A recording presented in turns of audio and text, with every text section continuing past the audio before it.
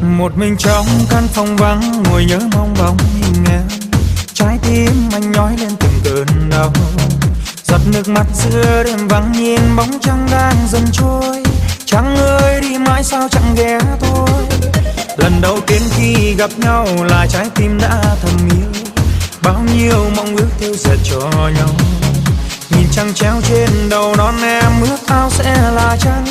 Anh mang gió đến cho em đùa vui.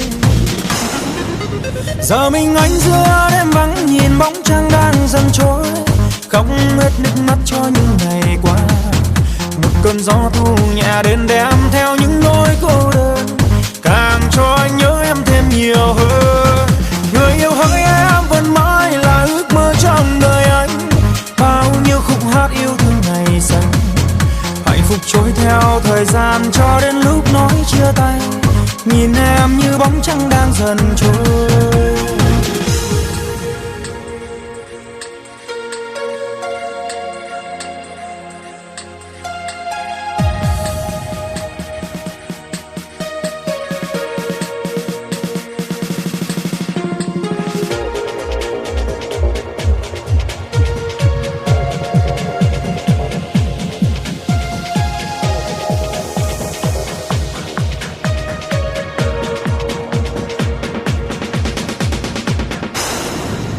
Một mình trong căn phòng vắng ngồi nhớ mong bóng hình em.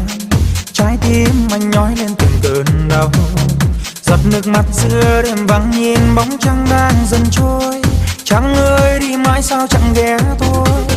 Lần đầu tiên khi gặp nhau là trái tim đã thầm yêu. Bao nhiêu mong ước theo dệt cho nhau. Nhìn trăng treo trên đầu non em ước ao sẽ là trăng. Anh mang gió đến cho em đùa vui. Giờ mình anh giữa đêm vắng nhìn bóng trăng đang dần trôi. Khóc hết nước mắt cho những ngày qua. Một cơn gió thu nhẹ đến đem theo những nỗi cô đơn. Càng cho anh nhớ em thêm nhiều hơn. Người yêu hỡi em vẫn mãi là ước mơ trong đời anh. Bao nhiêu khúc hát yêu thương ngày xanh. Hạnh phúc trôi theo thời gian cho đến lúc nói chia tay. Nhìn em như bóng trăng đang dần trôi. Giờ mình anh giữa đêm vắng nhìn bóng trăng đang dần trôi. Khóc hết nước mắt cho những ngày qua. Một cơn gió thu nhẹ đến đem theo những nỗi cô đơn. Càng cho anh nhớ em thêm nhiều hơn. Người yêu hỡi em vẫn mãi là ước mơ trong đời anh. Bao nhiêu khúc hát yêu thương ngày xanh. Hạnh phúc trôi theo thời gian cho đến lúc nói chia tay.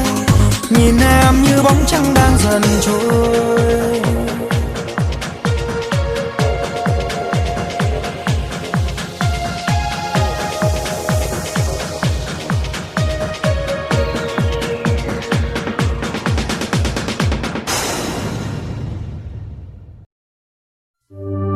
Lanh từ khía có tia cú chi lưu có. Lanh từ khía có tia cú chi do có. Lanh từ khía có nửa đa có sữa mò.